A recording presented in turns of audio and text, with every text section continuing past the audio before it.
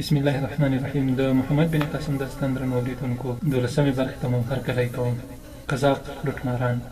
لس ورځې وروسته یو سهار په بندر کې د دوی کښتۍ تیارې ولاړې وې. په یوه کښتۍ کې زبیر، سلیمان او کونډې سپاره کړل او په بله کې راجا دلیپ سنګ ته د حجاج بن یوسف او خلیفه ولید لپاره طلاوې او د غمیو سوغاتونه بار کړل. راجا هغوی ته 10 پیلان ور واستول. راجا او شهزاده زبیر او انډیوالانو ته یې د رخصت ورکولو لپاره بندر ته ورغلي وو. راجا د عربو ټولو یتیمانو او تورسریو ته هم ګرانې تحفې ورکړې. زبیر ته هم هغه ډېر څه ور وړاندې کړل، خو هغه یوازې د سنډا د پوست یو ډال خوښ کړ او وایې خیست. شهزادګۍ د رخصت په ورځ د هغوی کور ته ورغله او په ډېر ټینګار یې خپله قیمتي ګوته هغې ته ورکړه. په بندر کې له خدای پامانۍ نه د مخه د شهزاده په سترګو کې اوښکې ډنډ سوې. خالد ته ورتر غاړې ووت، بیا یې خپل قیمتي هار د هغه په غاړه کې ور واچاوه. د کښتیو بادبانونه پرانیستل سول. د شمال څپو کښتۍ پر مخ ټېل وهله او د ښار خلکو خپل میلمانه رخصت کړل او په اوښکو سلګیو یې له هغوی سره خدای پاماني وکړه. د ښځو لپاره له یوې ښې لویې کوټې نه پرته د کښتۍ په تخته هم ځانګړي تنابونه او پردې اچول سوي او جلا ځای ورته تیار سوی. خالد هلته دلته ګرځېد او د کښتۍ له ماڼوګانو سره یې مینه پیدا شوه. ناهید له علي سره په تخته ناست و او د ناریال هغو ګڼو او دنګو ونو ته یې کتل چې د ژوند ډېرې ښې شپې ورځې یې په یخ سیوري کې ورسره تېرې شوې وې. سهار په ماښام بدل شو او د سراندیب څنډې د یوې شنې کرښې په څېر ښکارېدې او ورو ورو دغه شنې کرښې هم د ماښام په تیاره کې ډوبې. هغه اوښکې چې د ناهید په سترګو کې ډېر وخت تم وې را وخوټېدې او ښکته وڅڅېدې. علي هم د خپل پلرني وطن په پرېښودو خفه و، خو هغه له ناهید او خالد سره په یو ځای تګ تر دې ډېر خوښ و. د شپې اسمان شین و. ماشومان او ښځې د کښتۍ پر مخ په خلاصه هوا کې ویده شول. ناهید تر ډېره وخته د اسمان په تندي کې ځلېدونکو ستورو ته کتل. د پردې بل لوري ته خالد له زبیر او کښتۍ چلوونکو سره خبرې کولې. 8 کلن هاشم د ناهید تر څنګ پروت و. د هغه مور وفات سوې وه او پلار یې له ابوالحسن سره بېدرکه و. هاشم اوچت سو، کېناست، په تیاره کې یې سترګې وغړولې او یوه او بلې خواته یې وکتل. ناهید پوښتنه ترې وکړه، څه خبره ده هاشمه؟ هاشم وویل، علي چیرې دی؟ ناهید ځواب ورکړ، هغه له خالد دوی سره له ماڼوګانو سره مجلس کوي. هاشم وویل، زه له هغه نه یوه پوښتنه کوم، بېرته راځم. دا یې وویل او په تیاره کې ورو ورو ګامونه واخیستل. علي ته ورغی او پوښتنه یې وکړه، علي، کله چې بیړۍ ډوبه سي نو څه کېږي؟ علي په سادګۍ ځواب ورکړ، د سمندر تل ته ښکته کېږي. کښتۍ چلوونکو په دې ځواب په زوره زوره وخندل. هاشم وویل، واه په دې خو زه هم پوهېږم، زما مطلب دا دی چې خلک څه کېږي؟ علي وویل، خلک کبان خوري. هاشم ورغبرګه کړه، دروغ، خلک خو کبان په خپله خوري. علي بیا ځواب ورکړ، په ځمکه خلک کبان خوري خو په سمندر کې کبان خلک خوري. هاشم څه په خبره ورسېد او څه نه، او بېرته راغی، په خپله بستره وغځېد. څو ورځې وروسته کښتۍ د مالابار له څنډو سره سفر کاوه. په لاره کې یې د تازه اوبو او خوراکي شیانو لپاره په بندرونو کې څو ځلې لنګر واچاوه او تم شول. په دې موده کې له کومې پیښې سره مخ نه شول. د مالابار په یوه بندر کې څو عربي سوداګرو دوی ته ښه راخلاست ووایه او د تېر اوږده سفر د ستوماني لرې کولو لپاره یې 4 ورځې دمه کړل. په دې 4 ورځو کې د سراندیب د راجا د قیمتي سوغاتونو نه تر لرې لرې ځایونو پورې خلک خبر شول. د رخصتي په ورځ د ښار حاکم بندر ته راغی او له زبیر او دلیپ سنګ سره یې وکتل. دوی ته یې په لاره کې د سمندر د غلو او ډاکوانو له خطر نه د هوښیارۍ مشوره ورکړه. دلیپ سنګ ځواب ورکړ، تاسو چورت مه وهئ، زموږ کښتۍ پوره وسلوالې دي. 3مه ورځ د کښتۍ پهرهدارانو یو پر بل پسې د شمال له لوري د 2 کښتیو د راتګ خبر ورکړ. کښتۍ چلوونکي پریشانه ودرېدل. د دلیپ سنګ کښتۍ مخکې وه. هغه د خپلې کښتۍ د درولو امر وکړ او د زبیر د کښتۍ د ورنږدې کېدو په انتظار شو. کله چې دواړه کښتۍ یو بل ته نږدې ودرېدې نو دلیپ سنګ وویل، امکان لري دا کښتۍ د سمندري لوټمارانو وي، خو موږ باید د مقابلې لپاره تیار وو. تاسو خپله کښتۍ د لویدیځ په لور بوځئ، زه له دوی سره مقابله کوم. زبیر ځواب ورکړ، نه، موږ په خطر کې تاسې یوازې نه سو پرېښودلی. دلیپ سنګ وویل، زما ستا په همت شک نشته، خو زموږ تر ټولو لومړی مسؤلیت دا دی چې د ماشومانو او ښځو خیال وساتو. زبیر ځواب ورکړ، که هغوی رښتیا لوټماران وي نو د لویدیځ لاره به یې هم خامخا تړلې وي. په دې حالت کې تر تېښتې د جګړې او مقابلې خطر لږ دی او دا زموږ لپاره ممکنه هم نه ده چې د خپلو دوستانو ژوند په خطر کې واچو او وتښتو. دلیپ سنګ وویل، بس نور ستا خوښه، خو ښځو ته ووایه چې ښکته کوټو ته کوزې شي. دلیپ سنګ دا وویل او خپلو ملګرو ته په لارښوونه بوخت شو. زبیر خالد ته وویل خالده ته ښځې او ماشومان ښکته بوځه. د دواړو کښتیو چلوونکي په وسلو سمبال شول او د راتلونکو کښتیو په تمه ودرېدل. لږ ځنډ وروسته د لیپسینګ د یوې کښتۍ تور بیرغونه ولیدل، ویې پېژندل او په زوره یې چغې کړې دا د سمندري لوټمارانو کښتۍ دي، تیار اوسئ. زبیر خپلو ملګرو ته مخ ور واړو او ویې ویل ورونو دغه ښځې او ماشومان زموږ سره امانت دي، دوی باید روغ بصرې ته ورسوو. که د دوی د ساتنې ذمه واري زموږ په غاړه نه وای نو ما به د خطرناکې نقشې په باب څه فکر نه کاوه، خو اوس مجبور یم چې همداسې یوه لاره غوره کړم. زما په خیال کې یوه نقشه ده، ما ته د یو خطرناک پروګرام لپاره 2 تنه پکار دي. لومړی خالد خپل لاس اوچت کړ او ورپسې ټولو نورو ماڼوګانو په وار وار خپل نومونه واخیستل. زبیر وویل د دې کار لپاره 2 تنه تکړه لامبوزن پکار دي، زه دغه مسؤلیت ابراهیم او عمر ته سپارم. د زبیر په هدایت یې د دوی وړوکې کښتۍ په اوبو کې وغورځولې او په هغو یې بادبانونه وتړل.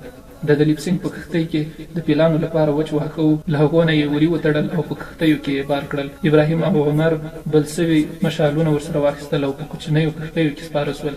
وروسته بیا زبیر او نورو ملګرو یې لیندۍ او غشي تیار کړل او د لوټمارانو د رانږدې کېدو په انتظار شول. د هغوی لومړۍ کښتۍ د زبیر د کښتۍ په لورې رانږدې کېده. عمر او ابراهیم یوه اوږده لاره ووهله او د لوټمارانو د کښتیو شاته راتاو شول. زبیر د کښتۍ له یوه سره تر بله سره پورې په بیړه بیړه منډې وهلې او خپلو انډیوالانو ته یې هدایات ورکول. د یرغلګرو کښتۍ چې رانږدې سوه پر دوی یې غشي وارول. یو غشی په یوه شنډ د زبیر د تندي سره نږدې تیر سو چې له دې سره هغه یو ښځینه اواز واورېد تاسې په یو مناسب ځای کې کښېنئ، موږ د دښمن د غشو تر حملې لاندې یو.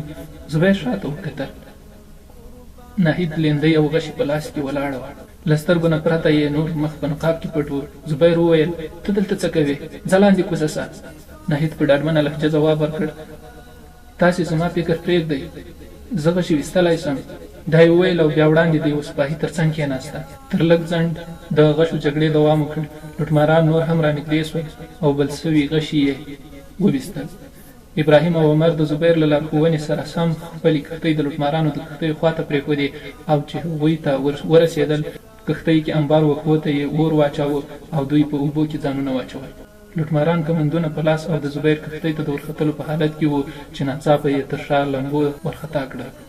د کښتیو د اور لمبې د دوی د لویې کښتۍ بادبانونو ته ورسېدې. د سترګو په رپ کې د لوټمارانو په کښتیو کې اور له قابو ووت او دوی په چیغو او فریادونو اوبو ته ځانونه وغورځول. پر دوی همدغه مهال د زبیر او د لیپسینګ سپاهیانو غشي ورول.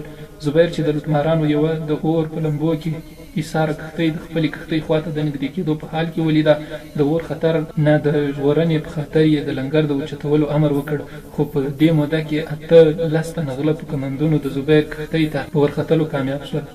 د زبیر ملګرو هغوی راګیر کړل. د لوټمارانو له کښتۍ نه یو غشی راغی او د زبیر په کیڼ مټ کې ښخ شو او له دې سره جفت د ناهید له لیندۍ نه یو غشی ولاړ او د یوه لوټمار په سینه کې ښخ شو. زبیر بې اختیاره مرحبا چیغه وکړه.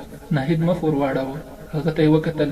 زبیر لیندۍ غورځولې وه او د غشي په ویستلو لګیا سو. ناهید سمدستي لینده په ځمکه کېښوده او په یوه لاس یې د زبیر مټ ونیو، په بل لاس یې غشی ویوست. د غشي په ایستلو د زبیر له مټ نه د وینو دارې وسوې. ناهید د هغه د کمیس لستوڼی اوچت له مخې یې نقاب لرې کړ او زخم یې پرې وتاړه. د زبیر کښتۍ له کمندونو نه لرې سوه او د اور په لمبو کې راګیر کښتۍ سپرو لوټمارانو له مایوسۍ نه اوبو ته ځانونه غورځول. زبیر یو ځل بیا لیندۍ اوچته کړه، ویې ویل ناهیدې ته اوس ښځو ته ولاړه سه. هغوی ته ډاډ ورکړه چې موږ د خدای جل جلاله په فضل په داړه مارانو بری وموند. ناهید په تلو کې ودرېده او ویې ویل ته خو به اوس په تکلیف نه یې؟ زبیر وویل نه دا ډېر معمولي زخم دی، ته زما فکر مه کوه. دا یې وویل او بې اختیاره یې د یوې شېبې لپاره سترګې د ناهید په څېره ونښتې. د سپاهیتوب وقار د هغې د څېرې ښکلا نوره هم زیاته کړې وه. ناهید ناڅاپه احساس کړه چې پرده یې نسته او په بیړه ښکته د ښځو کوټې ته کوزه شو. د اور په لمبو کې راښکېل کښتۍ نه څو تنو وړوکې کښتۍ اوبو ته واچوله او پکې سپاره شول. یو تن یې د نورو مشر ښکارېده. سپین بیرغ یې اوچت کړ. زبیر غشي ویستونکي د لاس په اشاره تم کړل. عمر او ابراهیم د خپل کار له سرته رسولو وروسته کښتۍ ته نږدې سوي وو. زبیر چې خپله کښتۍ له اور نه ساتلې ولیده، د لنګر اچولو او لاندې د لرګیو د زینو غورځولو هدایت یې ورکړ. عمر او ابراهیم کښتۍ ته وختل. خالد د زبیر پام د لیپسینګ ملګرو ته ور واړاوه چې تر اوسه یې په سمندر کې په لوېدلیو لوټمارانو غشي ویستل. زبیر هغوی هم د غشو له ویستلو نه ایثار کړل. لوټماران لږ ډاډه شول او په زینه یو کښتۍ ته وختل. له ټولو وروسته د لوټمارانو مشر د دواړو لویو کښتیو په منځ کې خپله کښتۍ ودروله. هغه یو د مضبوطو مټو خاوند د پوخ عمر سړی و. ږیره یې تر نیمایي زیاته سپینه سوې وه او د زخمي زمري په څېر یې کښتۍ چلوونکو ته کتل. په دې کې زبیر یو ځوان او نجلۍ هم ولیدل چې څېرې او جامې یې لوټمارانو ته ورته نه وې. زبیر د پاخه عمر خاوند د غلو مشر ګاڼه، په لاس یې اشاره ورکړه او هغوی یو پر بل پسې د لرګیو په زینه کښتۍ ته وختل. د نجلۍ په څېره د ناروغۍ او درد آثار وو. د ښکلو او ګران بیه جامو خاوند ځوان هغه تر مټ نیولې وه او تکیه کړې وه. نجلۍ ورو ورو قدمونه اخیستل. کله چې کښتۍ ته ور وختل، ځوان په یوه پردۍ ژبه څه وویل او د لوټمارانو په لور یې اشاره وکړه. زبیر سره له دې چې د هغه په ژبه نه پوهېده، داسې احساس کړه چې هغوی د لوټمارانو له چلند نه شکایت کوي او د دوی مننه کوي چې له دې افت نه یې وژغورل. زبیر له خپلې وسې سره د سند او سراندیب په ګډ وډو الفاظو ډاډینه ورکړه. ځوان او نجلۍ د ده د دوستانو او صمیمي لهجې تر تاثیر لاندې راغلل او په سترګو کې یې د مننې او درناوي نښې وځلېدې. نجلۍ څه ویل غوښتل، خو غږ یې له ویرې په ستوني کې بند پاتې شو. په سترګو کې یې اوښکې ډنډ شوې. زبیر ته یې وکتل. د هغې عمر به د 14-15 کلونو په شاوخوا کې و. ښکلې څېره یې د غرمې د تږي ګل په شان مړاوې وه. زبیر یو ځل بیا هغوی ته تسلي ورکړه. له ټولو نه وروسته د لوټمارانو سردار کښتۍ ته وخوت. د هغه په سترګو کې د پښیمانۍ د اوښکو پر ځای د انتقام او بدل لمبې وې. لږ وروسته د لیپسینګ په وړوکې کښتۍ کې د زبیر کښتۍ ته ورغی. کله یې چې د ډاکوانو په مشر سترګې ولګېدې، خنجر یې اوچت کړ او د هغه د وژلو نیت یې وکړ. خو زبیر ور وړاندې شو او د هغه لاس یې ونیو.